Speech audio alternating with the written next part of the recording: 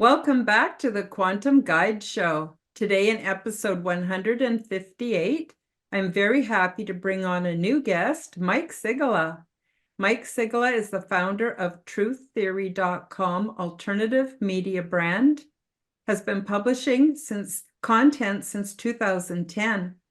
He is also a mentor and spiritual development coach, helping his clients to align with their true purpose and their higher selves. Over the last 20 years, he has been on a journey of self-discovery and personal growth. His mission is to help humanity to understand our true nature as multidimensional beings, what reality really is, and expose how the control system operates on the planet. To find out more about Mike Sygula, the links are featured below in the description. Thank you for subscribing, leaving me a comment, and please do smash that like button.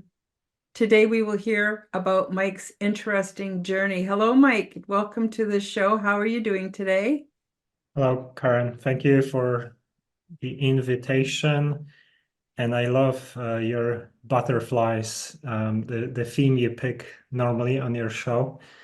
I think we all like to express our personalities with some of this stuff. I like the matrix type of content and backgrounds and themes. And I love how you express your personality and your style.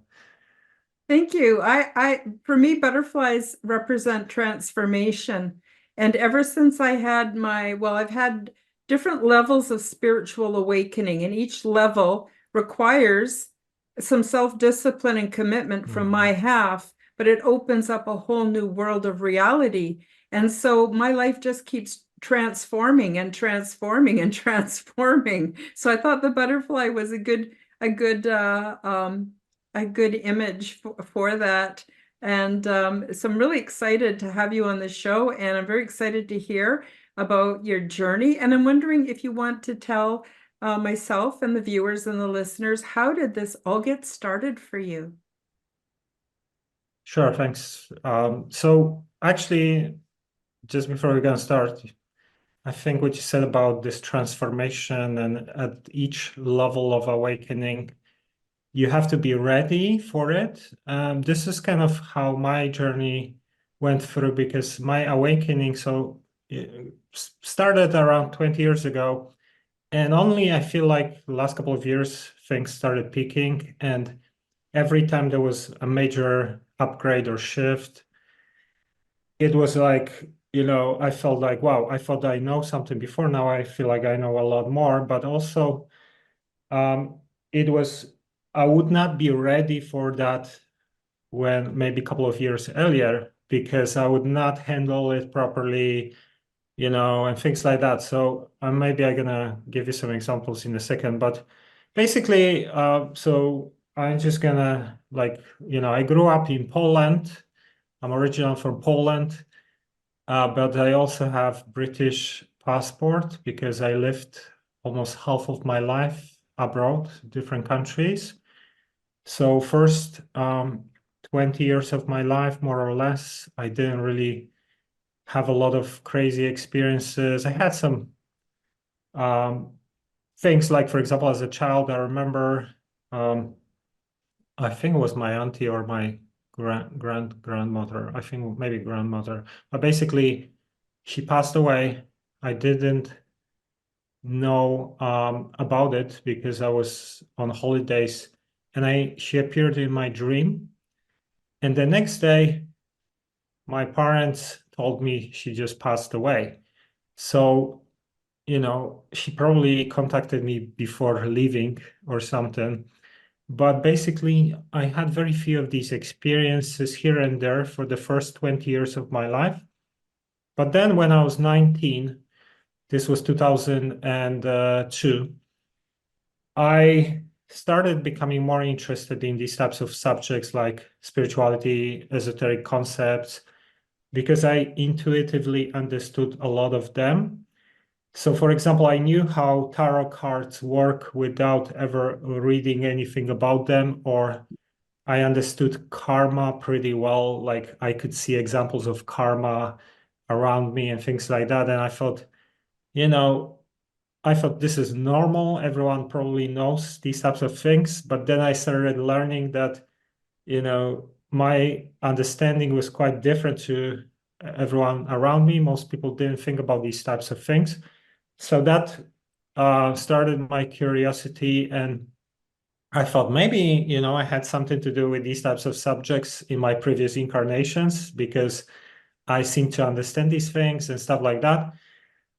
So, one of those things that happened at that time was also that when, I started thinking about it, maybe one day I'm gonna write a book about karma because that was one of the first topics that I became interested in.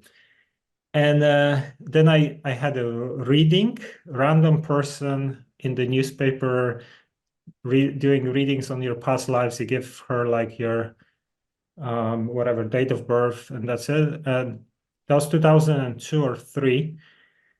And she said, "Yeah, you most likely, you had some kind of role as a spiritual leader or whatever, something to do with spirituality or religion, maybe science, maybe research, and you started some work, and the idea should be already in your head, maybe writing a book, things like that, And so kind of like this was more or less what I was thinking about. Oh, maybe I'm gonna write a book about these things one day, and then she kind of confirmed that, let's say, more or less without me mentioning anything to this person. So I started exploring these types of subjects, and then I think when I moved to London, that was 2004, I started going deeper into the esoteric fields because London is a really good place if you want to explore any kind of subjects, philosophies, or movements,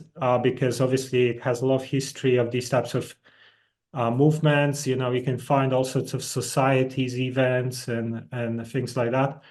So one of the things that I feel like maybe made my journey slightly different to like what normally everyone else is doing. So first of all, I would always be interested in trying to understand everything what was interesting to me. So I would not focus on one subject, but I would just explore anything, that sounded paranormal or whatever.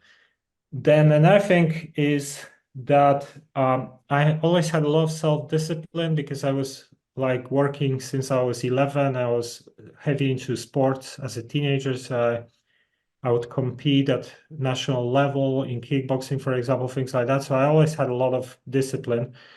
And I would start experimenting with different practices on my own. So I would read a book about out-of-body experiences and then for a couple of weeks try to have an out-of-body experience, for example, and succeed and things like that. So I tested many things on myself, like many types of rituals, meditations, and things like that. And that helped me to understand a lot of these subjects from this perspective of experience, not just theory, which makes a big difference. Oh, yeah. So these are some of the kind of ways how I approached learning, about these types of topics, and I'll just explore all sorts of fields, go to like UFO groups, Buddhist, Taoism, Wiccans, Theosophy, whatever, like spiritists, just like go to these groups, learn, read, try their teachings, practices. Sometimes I get myself in a lot of trouble because of that, because I was careless and I would experiment with darker things which I did not understand at that time. I didn't know, but this helped me to understand also how they operate and how this stuff operates. Yeah. So I think one of the major events, let's say, uh, on this journey happened around 2008, maybe, or nine. So I was experimenting a lot with different healing practices. So, for example, I would practice Qigong or Qigong. I would train different systems similar to Reiki. I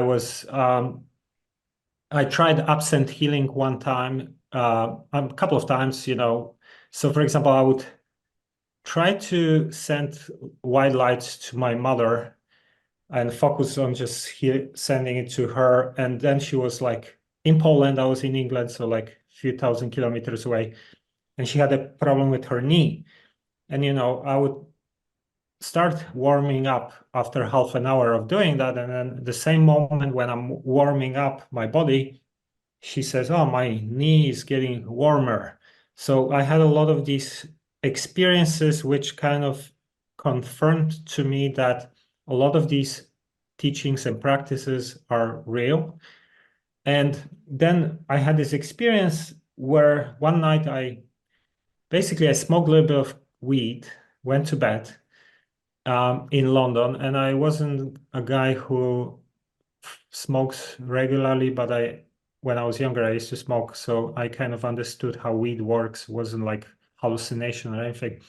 But I felt what happened was that weed just made me relaxed, and suddenly I saw this white light above my forehead, and I started getting this energy, which felt like if someone would do Reiki healing on you, but amplify it 100 times. And I guess obviously the weed enhances these types of things, so I'm sure there was connection with that. But I feel like it was more for me to be relaxed and open. So this was a single occurrence, happened around 2008 or 9, lasted maybe half an hour, 40 minutes. And it was so powerful that I was shaking in bed. Like I was just moving like if I would have electric shocks. But it was a positive feeling. I liked the feeling. It was like someone would do Reiki, but just 100 times stronger. And I thought, after this experience, I kind of forgot about it. I I started noticing that I'm becoming sensitive to energies. So, for example, I would go to a church and straight away I feel the energy of prayer in the church. Like I just entered the church and everything starts tingling, my palms, my chakras, things like that. Or I would go to a room where they do energy healing and straight away everything is tingling. Or I would go to a forest and I could feel the trees and things like that. It was like walking through spider nets or something like that. I started feeling my chakras. I started like feeling solar flares, things like that. So I became sensitive to energies. And I thought this is happening because I'm doing Qigong and I'm doing these practices. This is probably why. But then I stopped doing Qigong. I stopped most of these healing methods and I only stayed with meditation. And the sensitivity stayed with me till today. So I realized that actually that evening when I had this experience, it was like an upgrade, some kind of single activation that opened my abilities a little bit. And I learned from other people over the years who told me similar stories that they also had these types of things. So it was kind of like a Kundalini awakening, but apparently this was performed by someone else, because some people told me that this is a different type of Kundalini awakening when basically like someone is giving you the Kundalini or whatever. So, that was one of the interesting things that happened around that time. And another thing, I started having dreams which would like warn me about things or, something would about to happen tomorrow, or that would be guided in the dream. And before that, so this is around 2008 or 9. Before that, I would never remember any of my dreams. And suddenly, around the same period, something's about to happen tomorrow, and I'm having a dream. And it was symbolic and things like that. So, um, another thing, I used to go, for example, to a spiritist community, and I would read a book about spirits. And I'm sitting on the metro reading a book, and suddenly I basically read the word spirit, and I see like someone's tapping me in my ear. So I started paying attention to that. And what happened basically, because later on, when I was doing psychedelic sessions, I would talk to my guides and things like that, and they would explain to me that this was basically my activation to start communicating with my spirit guides, my higher self, through these methods like dreams and tapping, for example. So when I'm speaking and I have to pay attention to something, I get like someone's putting finger in my ear and, pay attention to that. I get, downloads. I can ask questions. I get yes, no, left hand will be no, right hand. Someone's tapping me and things like that. So this is the kind of like the system that developed how I can tap into my spirit guides and my higher self through dreams, these taps and downloads. I would not consider myself like a psychic or anything like that, but I have like a little bit of these senses developed. And then what happened later on, so 2011, I met someone who she became my girlfriend, and we learned that we are twin flames. So, she's very psychic, very good psychic. And, she remembered our past lives and would do remote viewing and things like that. So then from my psychedelic sessions, I would confirm that, for example, one of my sessions, I would see ourselves in different bodies, sometimes even on different planets and like alien bodies, things like that. One time I asked, how many times did we incarnate together with Raquel? And the answer came thousands, thousands, So it's kind of like really crazy when you meet someone you are a twin flame with, and she remembered these things. So when we met in 2011, she has very good psychic abilities, and in a way, twin flames are like extensions of themselves. So I have, for example, my analytical mind that I'm a philosopher thinker. I like to analyze how these things work, and then she has senses to prove these things to me. To like she sees spirits or whatever, so she sees energies and things like that. So she helped me a lot to understand a lot of these concepts. But what happened was,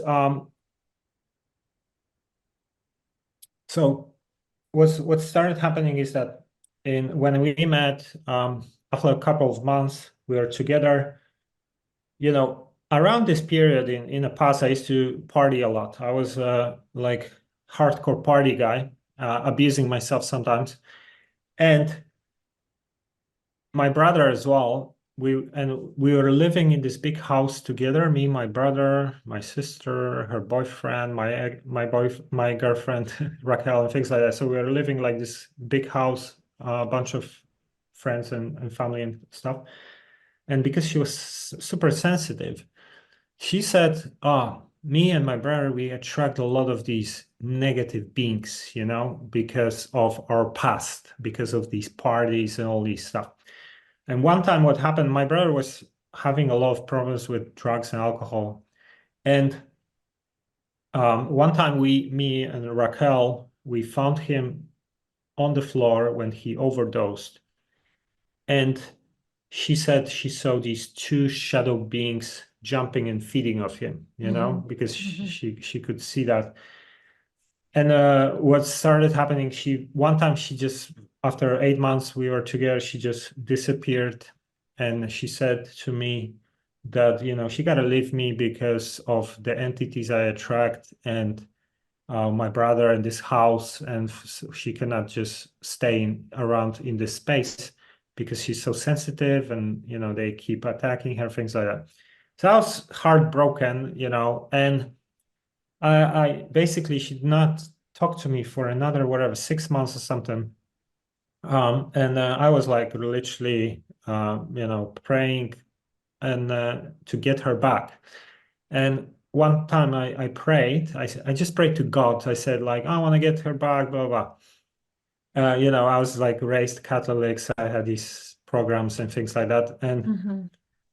And what happened was that after whatever 6 7 months, we started talking again, and she started telling me that, there is this spirit that looks like you, and he is all the time around me. But he looks like you in your 50s, so like 20 years older or something. And he wears the same clothing, all these things. And she was like, who is that spirit that looks like Mike?